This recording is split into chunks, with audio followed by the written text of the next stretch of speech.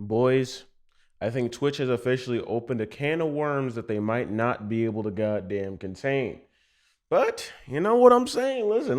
Hey, we're just gonna get into it. You get what I'm saying? Listen, I'm just gonna explain why I feel that way and why people also feel that way because Twitch just updated their new policy, and people are not some stuff. People are like I don't fuck with this, but some people are like what? You get what I'm saying? So we're gonna go over some of the policies for today and just get into it, man. Understand why people are freaking out and some people aren't freaking out. But let's just get started. If you guys don't know, Morg Pie, the Twitch streamer, got banned for doing a couple titty claps. You get what I'm saying? So goddamn upward jumping jacks that had the titties clapping. Listen, that's literally what you got banned for a couple days ago. But anyways, fast forward to the last 24 hours.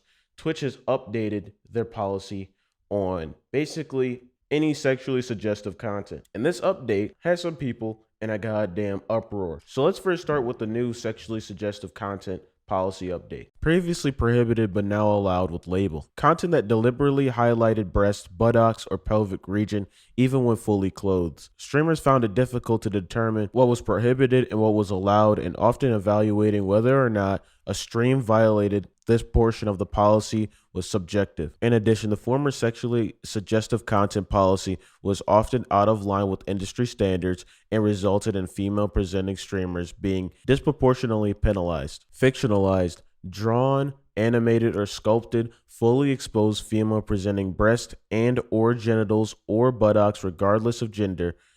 There is a thriving artist community on Twitch, and this policy was overly punitive and did not reflect the impact of the content. Body writing on female presenting breast and or buttocks regardless of gender. The Twitch attire policy already allows body art on breast and buttocks, so this change makes these policies consistent. Erotic dances that involve disrobing or disrobing gestures such as strip teases. Changes to popular dances.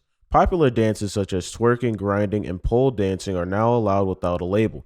Previously, some dances were prohibited and others were allowed with a label. Enforcing on dancing regardless of context meant our policy prohibited twerking at a wedding or taking a pole dancing exercise class. For example, the policy now takes the context into consideration and only prohibits streaming inside of an adult entertainment establishment. For the sake of staying on topic, we're going to particularly talk about the body art / titty meta or whatever you want to call it, because like I said before, Morg Pie was banned for slamming her titties together like a Chinese gong. And after reading the policy that we just read, easily the system is going to be gamed, obviously.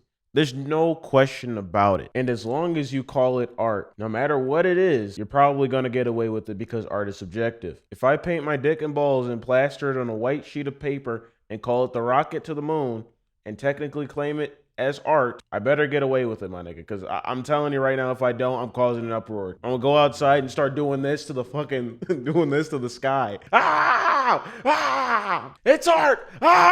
The other new updated policy also addresses people that oftentimes see titty streamers or bathtub streamers on the homepage the moment that you open Twitch, and they did some adjustments. So let's read that right now. Content recommendations for the homepage. We also recognize that not all members of the community want to see certain content, even if it's properly labeled with the content classification label. When a CCL is applied, viewers must provide explicit consent before they can start watching the stream. However, if labeled streams are shown on the Twitch page, viewers may still see content in the stream thumbnails that make them uncomfortable. We want to make sure that the homepage, which is often the first page the viewers land on, is more aligned with the viewer's expectations. To address this, we're updating the criteria used for homepage recommendations. Streams that are labeled as including drugs, intoxication, or excessive tobacco use, violent or graphic depictions, gambling, and or sexual themes will no longer be included in the homepage recommendations shelves due to the visual nature of those topics. Streams labeled as including mature rated games and profanity will not be affected by this policy unless the streamer has also selected one of those labels bolded above. Viewers can still search for or go directly to the channels that they follow that are streaming labeled content via the left bar of the homepage. but streams using these labels will not be surfaced in homepage recommendation shells. Streams with these labels will still be included in category pages recommendations so viewers can navigate to the appropriate category for this content. Making this change helps ensure that the viewer will not see content they haven't consented to seeing. We will continue to explore adding more personalized viewer settings in the future. And there it goes, folks.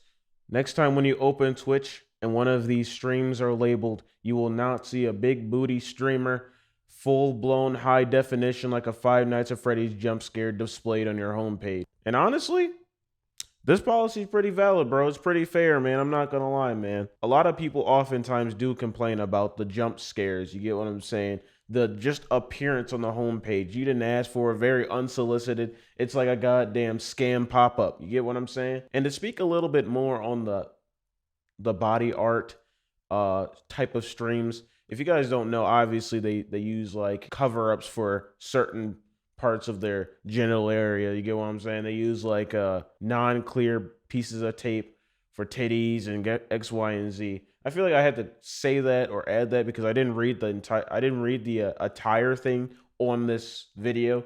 But if you've watched a body paint stream at all in your life or come across one, clearly there is some form of like non-clear tape that they use to cover up parts of their body. But just because they use this tape does not mean that there won't be exploitative methods used to game the system when it comes to this type of sexually suggestive content. Because we're going to see it, and we're going to see it in 4, 5, 8, 9, 10K. Trust me, it's coming. So the more that people start to realize that they could game this policy, the more of these streamers will pop up and exploit the system. But, that's just in my opinion.